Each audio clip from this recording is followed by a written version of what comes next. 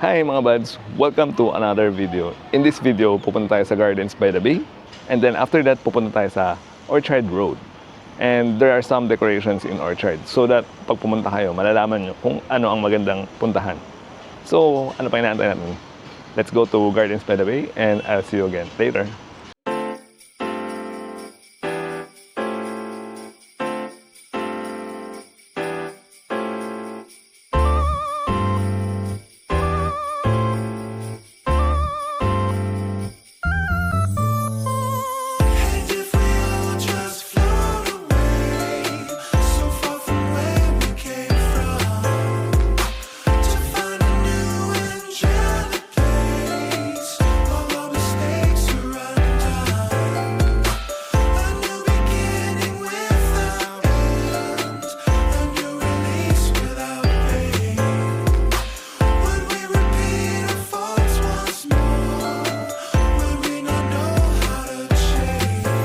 Okay, so nandito tayo ngayon sa Gardens by the Bay. Maraming tao ngayon. And if willing pala kayo, pwede kayo mag-bicycle dito. No? Pwede kayo mag-rent. Then pwede rin kayo mag-jog dito. So, maganda dito. Pero punta muna tayo ng Flower Dome. Then later on, Super Tree. So, papakita ko sa inyo ano yung mga Christmas events doon. So right now, walang mga Christmas decor dito sa Gardens by the Bay. Probably later this year pa. Ito yung Satay by the Bay. So, if naalala nyo yung previous video ko dito sa Gardens by the Bay, napaka-sad nung Satay by the Bay, no? Sobrang bagal ng service. Pero, hindi na tayo kakain dyan. Hindi na siya makakaulit sa atin. Ayun.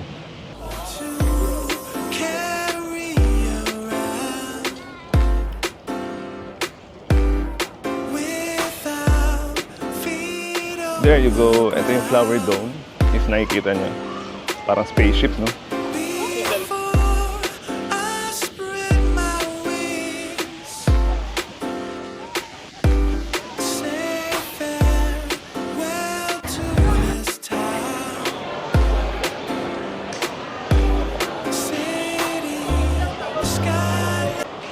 Alright, so once you arrive here in the Flower Dome, no, yung parang spaceship na itsura, no?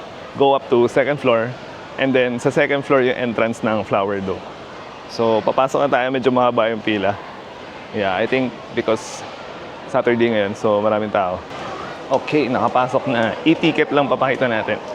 So, na-purchase ko siya online sa mismong Gardens by the Bay website. It's around $20, pero later this year, mas magmamahal siya, around $27 na. By the way, malamig dito kasi may mga flowers dito, no? Let me show you again. Ayan na. So, ayan. Flower Dome. And then, ayan.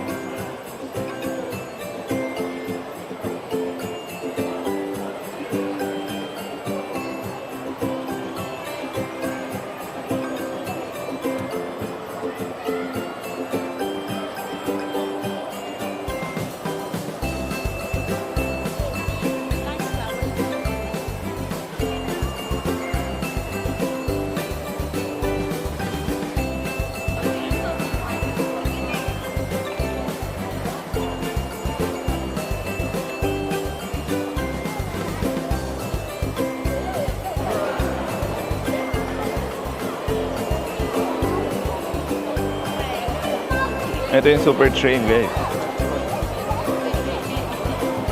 Wala lang, ganyan lang siya.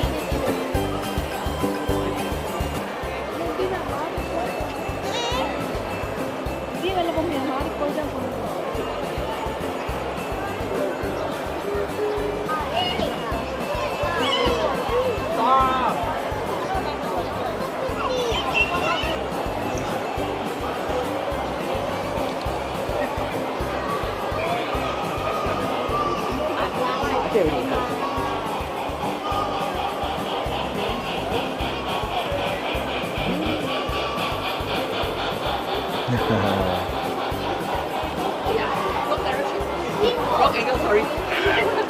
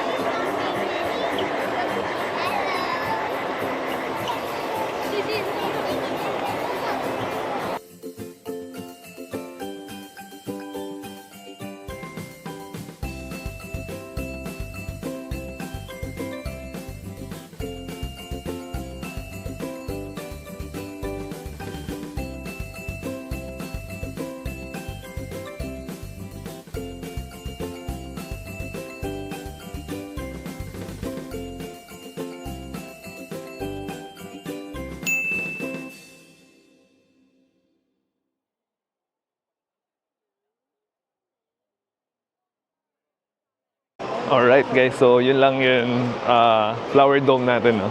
So if bivisit kayo dito sa Flower Dome, ganun yung itsura niya. Hanggang January 4 ata, yung Christmas train show nila. So napakaganda.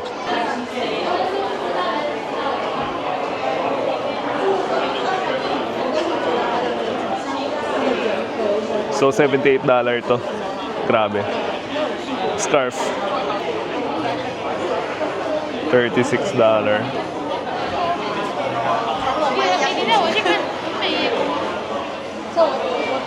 Ito, $78. Iba-iba. Oh.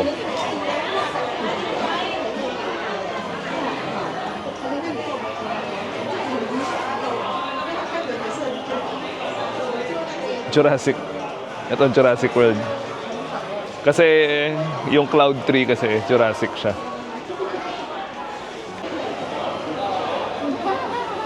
Ito, $30. Ang grabe mahal.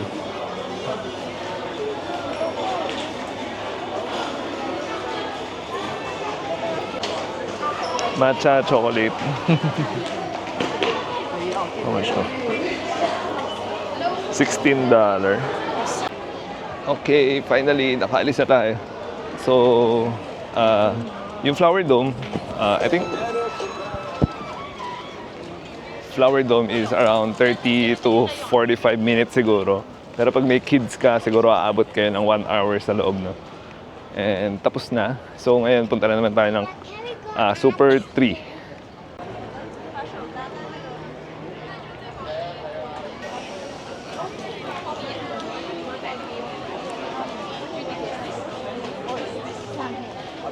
Is this the queue here?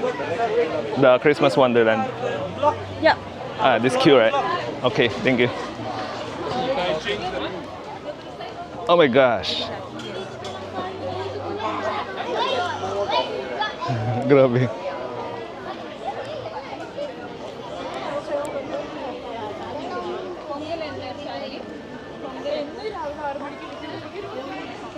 What?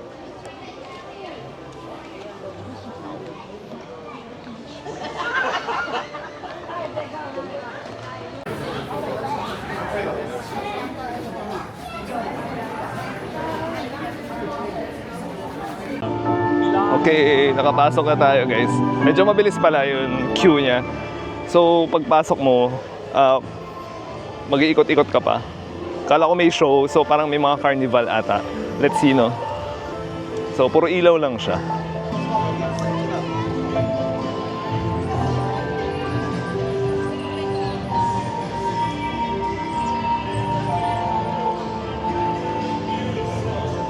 So, nagtanong ako kung may show siya. Meron siya. So, bali pagpasok mo pala dito sa Christmas Wonderland, parang... Baho. Sorry. Medyo amoy mapanghit, sorry. Pagpasok mo, parang carnival siya. Then, maraming lights. Tapos may show later on, 7:45 p.m. Yun. So, ikot-ikot muna tayo. Then, punta tayo show later.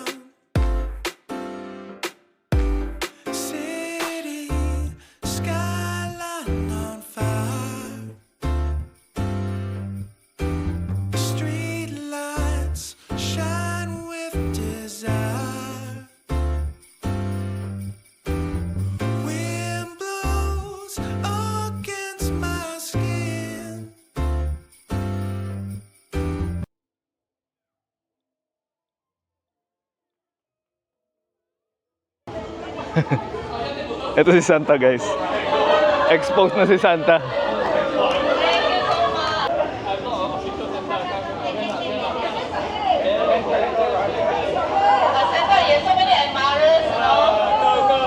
Ini-inflate pa yung ano niya, yung costume niya. Ang cute. So, ayun, nag-iikot-ikot pa rin tayo. Coca-Cola Village naman tayo.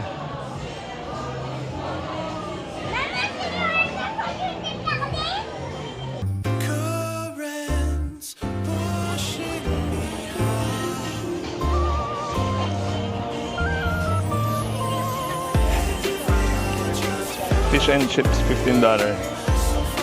Oh, nice.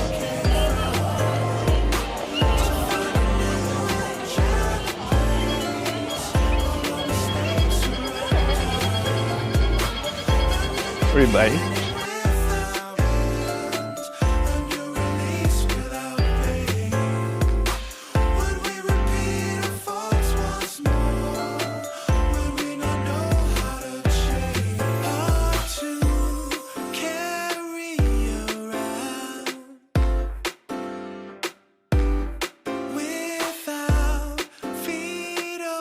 Guys, tignan nyo guys.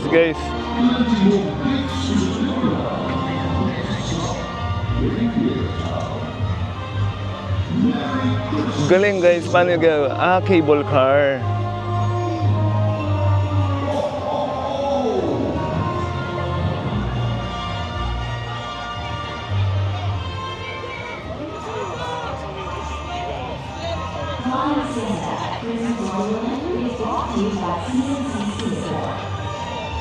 Ang cool.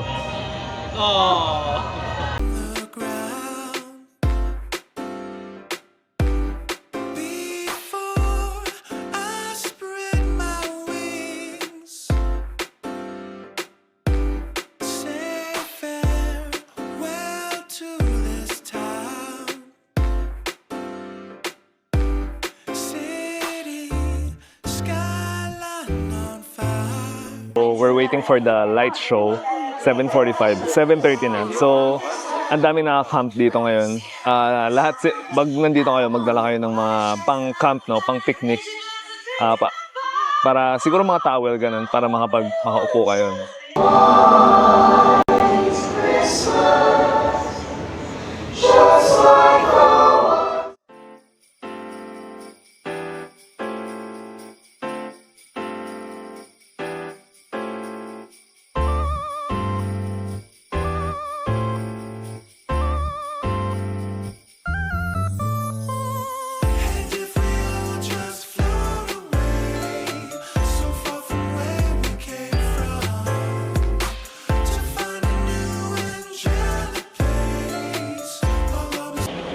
Alright, that ends our tour no for Gardens by the Bay. So yung ticket natin is $20, Flower Dome, and kasama na yun Christmas Wonderland, yun sa may Super Tree, no.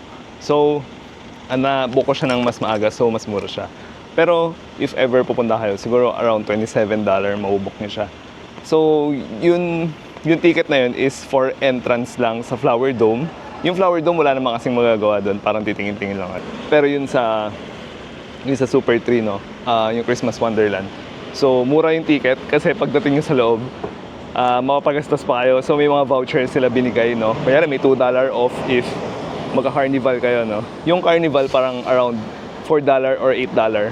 So, medyo pricey, no. Then, yung mga food niya is around $16.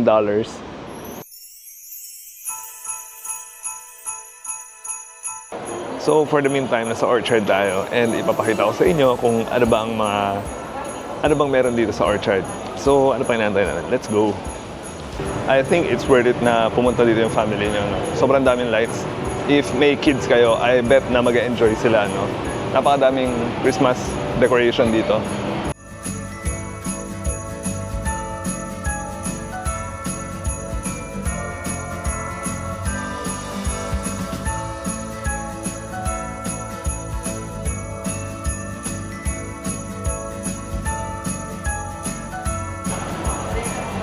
So, meron din palang Gentle Monster dito. Cool.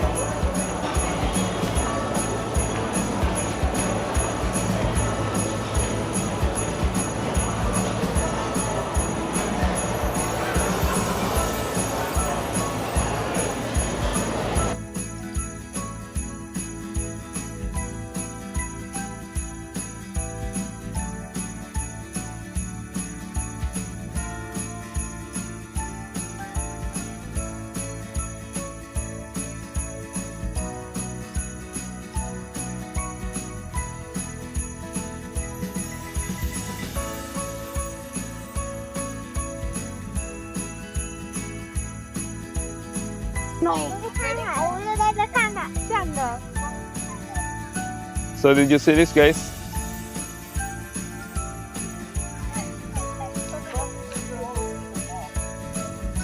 There you go.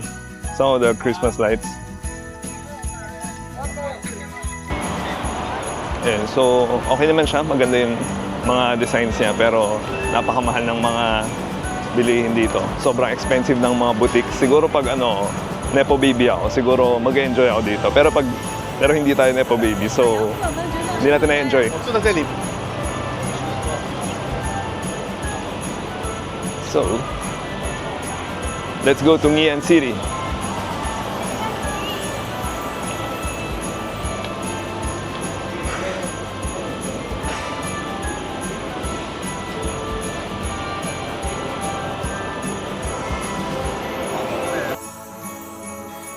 So ito yung sinasabi ko na Christmas market pop-up.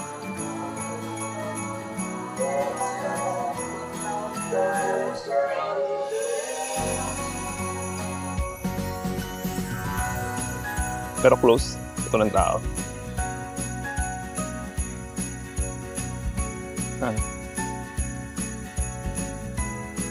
Oh, may tao. Meron naman. $16.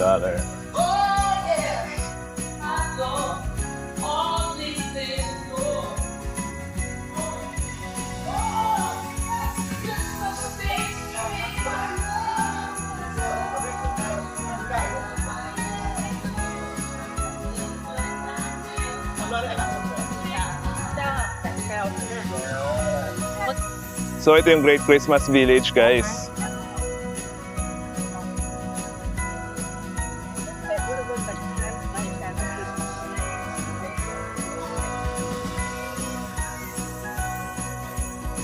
Oh.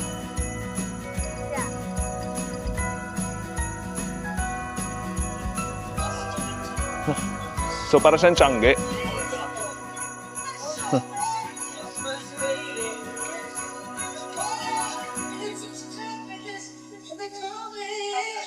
More than cute.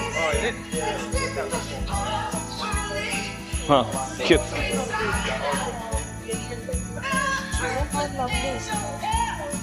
How much that? Yeah, really never before.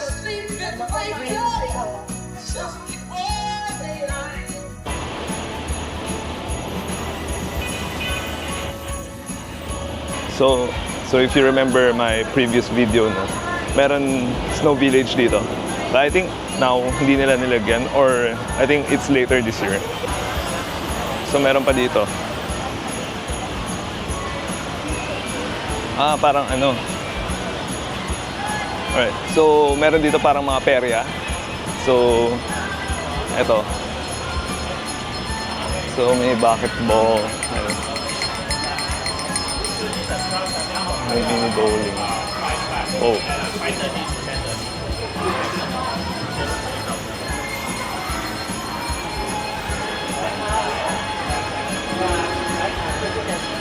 Teka.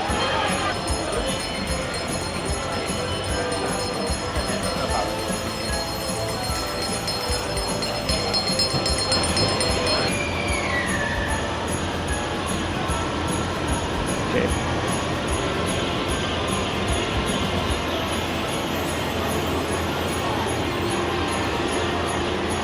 If you have kids, no, and then pumunta kayo dito sa Singapore Orchard, I think marami sila malalaro dito. Yun, ang daming attraction. Hindi siya katulad last year. Last year parang walang ganun ng mga carnival games. But now naglagay sila. I think it's good.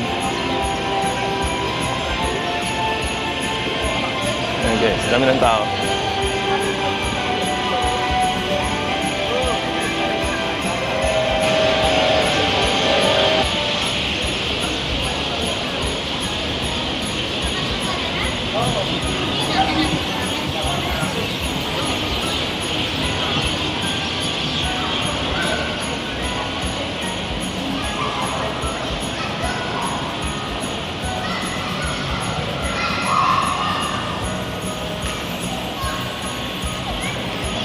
This ends our Christmas series. So nakita nyo na yung orchard and yung super tree, no? And of course the flower dome. I hope nag-enjoy kayo. And if so, please click the like button and mag-subscribe na rin kayo. Thank you so much for watching. If may question kayo, don't forget to comment down below. Ayun lang, thank you so much.